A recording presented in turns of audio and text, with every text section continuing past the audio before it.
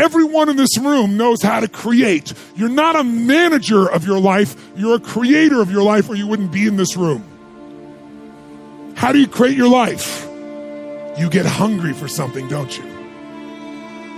Who has done something in your life that once seemed difficult or impossible, and now it's part of your life? Who's got something in your life in this area? Say I. How did you do it? You created it 3 ways. Number 1, you decided there's something you wanted so bad that you unleashed all your desire. You became obsessed with it. If it was a business or a car or a relationship or a transformation in your body, if there's something you once envisioned and now it's real, it's because you didn't just envision it, you brought so much emotion to it that now it's in your life. It was once a dream, it was once a goal, and now it's in your life. How many have something like that in your life now? Say I. You may take it for granted now, hopefully not, but it was once just a vision. It may have seemed impossible at one time. So how did you do it? You started with a concrete vision of what you wanted, and you focused on it continuously, didn't you? Wherever focus goes, energy flows. You envisioned something, you got clear about it, and then you started thinking about all the reasons why you wanted it. You got excited about it. Said, this is what's next for me now. I want this. You may have dreamed about it, thought about it, talked about it. But when you focus on something continuously, something magical happens. You get insights, don't you? You overhear a conversation and you hear something you wouldn't have heard if you didn't have that outcome or goal that you wanted so badly.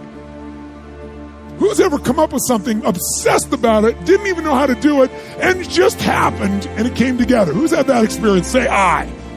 So why don't we tap into that power now for your business and life? Most people have a belief about what their real potential is no matter what you tell them. And that affects how much action they take. And of course that affects the result. And then ironically, that result reinforces their belief. And then that belief affects it. So I'll give you an example. Let's say a person has unlimited potential, we all agree. But they take little action, little results. Why? Because they have to start with a problem with their belief. They don't believe it's really going to happen for me. Maybe for Frank Kearns because he's got the cool hair and stuff, or maybe it's for you because you're so driven, but it's not me. Maybe Tony Robbins because he's a freak, got these big teeth. Whatever their thought process is, right? They got this thing, right? But what happens is, if you believe that there's very little potential, how much action are you going to take? Nothing, little. And when you take little potential with a little action, what kind of results do you get? Lousy little results. And when you get little results, what does that do to your belief? You go, see, I told you this was a waste of time, told you this wouldn't work. And then what happens? You tap even less potential, you take even less action, you get even worse results, and your belief gets even weaker. And this sucker feeds on itself until you are in a downward spiral. It's poisonous. It's poisonous and it's self-fulfilling.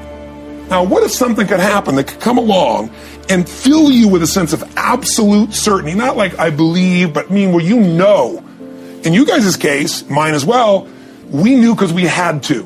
Because we burned the boats. There was no other option. We had to find a way. We weren't going to live that way. We all did it in different ways and for different reasons, but in essence, that was it. If you get yourself in a state of certainty that this is going to work, I'm going to find a way, and if this doesn't work, I will make the way, then you tap a lot more potential. And when you're certain in your potential, you take massive action. When you take massive action, you really believe in something, you get great results. When you get great results, your brain goes, see, I told you I was a stud. I told you this thing would work out. Now you're even stronger. You tap more potential, take greater action, greater results. That's how you went from $300 in a week to $2,500 in 5 days to $100,000 in a month to $1 million in a day. Same thing with you. And we get momentum. That's why the rich get richer and the poor get poorer. Now some people go out and they go, well, I'm going to take a bunch of action. All right, I'm going to open this product. I'm going to try it. And they'll say to you, I even did it. But it's like a salesman who goes and knocks on the door, and he knocks on 100 doors and says, you don't want one of these, do you? Yeah, exactly right. And even if he doesn't say it verbally, his face says it because he doesn't believe it's going to work. So his voice, his body, the execution is so weak. Maybe if he talks to 100 people, somebody's going to buy out of pity. They don't want his kids to starve, right? But he's not going to get the result. So the core difference in people is, how do you produce certainty when the world isn't giving it to you? You go out and you try. In your case, you're 100,000 in debt and nothing's working. How do you keep yourself going? The way you did it, the way I did it, the way you're doing it, we may not have done it consciously, is we didn't change our potential. That was there. And it wasn't even taking more action. Taking more action with a belief it's not going to work, it's not going to change anything. We got results in our head that made us feel certain as if it had already happened. when you're working on changing your life, changing some bad habit, getting out of addictive situations or relationships, or working to build a dream or making a difference in our society, or learning something that's very challenging. Here's what I realize, ladies and gentlemen, and develop a great deal of respect for. It's hard. Easy is not an option. It's hard living. Life is hard. See, it's hard when you're 49 years old, been working on a job for 17 years, and they come in and tell you you're finished and give you 1 week severance pay. And you got to start all over again. It's hard when you're married and raising children and your children are crawling and your husband dies unexpectedly. It's hard handling just the tragedies of life. It's hard when you're working on something and you put everything you have in it and it doesn't work out. You lose your money and other people's money. It's hard. It was rough when I lost my job and I could not find a job.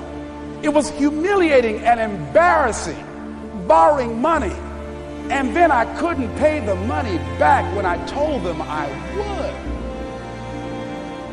That's rough. How people look at you, how they respond to you. It's very hard. It's humiliating. Here's what I discovered that happens to you in life, that you will go through things, and while you're going through them, you can't understand why it's happening to you. But after you go through it, you get back and you look at it and you say, oh, now I understand why I needed that lesson. Have you ever happened to you? Raise your hand. Did it ever happen to you that I couldn't understand it then, but after I got through it, then I saw that was preparing me for bigger and better things. Sometimes we have to ask ourselves, what's using my life? Heard a guy give a lecture one time that says, we are today what we were when. And he was talking about the fact that we, to a great extent, behave, think, react because of some previous experience that we've had. One of the things that we know about life is that it is always changing. Sometimes you're up, sometimes you're down. Sometimes things go real well, and sometimes they don't. Sometimes you're happy, and sometimes you're sad. Now that's that thing called life. And when we begin to understand and know that, accepting that reality, that we will never ever have things just on an even keel all the time, that you're going to have some ups and you're going to have some downs, but during those down moments, that's where the growth takes place. That's where the work is. See, anybody can feel good when they have their health, their bills are paid, they have happy relationships, the children are acting normal, business is successful. Anybody could be positive then. Anybody can have a larger vision then. Anybody can have faith under those kinds of circumstances. Am I correct? See, but the real challenge of growth, mentally, emotionally, and spiritually, comes when you get knocked down.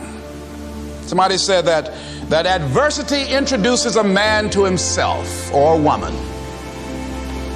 How you handle it, that's where the growth takes place. When I was facing some challenges, I had a guy say something to me, and I suggest this is one of the first things that you want to do when you're facing a challenge. You want to get unstuck. Evaluate where you are. Look at it. Assess yourself. Assess yourself and assess the situation. What brought you there? What role did you play? Earl Nightingale had a saying I like. He said, all of us are self-made, but only the successful will admit it. Now let me give you the miracle piece of this formula. If you're ready, say I'm ready. Here it is. Number 3 is activity. We're affected by what we do. Now we've gotten to the formula of how to turn ideas into reality, how to turn imagination into substance. It's called number 3, activity. So add these notes to it now. Activity is the work. Activity is the labor. You might add labor pains. I'm short on personal experience here, but the mothers in the room would tell us that we know what that's all about. Labor pains. Why would an upcoming potential mother be willing to put herself through maybe a rather painful experience? She said, that's an easy answer. And it's for your notes. It produces new life. Why wouldn't she put herself to the labor? Now comes the miracle of new life. And whether it's new career life or new business life or new friendship life or new married life or new life of any kind, it has to come from the work. It comes from the labor. In fact, labor was so important. Here was the original formula for labor. If you have forgotten it, remind yourself. For your notes, 6 days of labor and what? 1 day of rest. Now it's important not to get those numbers mixed up. Why is that? Here's why. Why not 5-2? I don't know, maybe 5 and 2 would be okay. If God would have thought of 5 and 2, he might have made it 5 and 2. Right? You can't think of everything when you're putting one of these together. But maybe one of the reasons for 6-1, jot this down now. If you rest too long, the weeds take the garden. Not to think so is naive.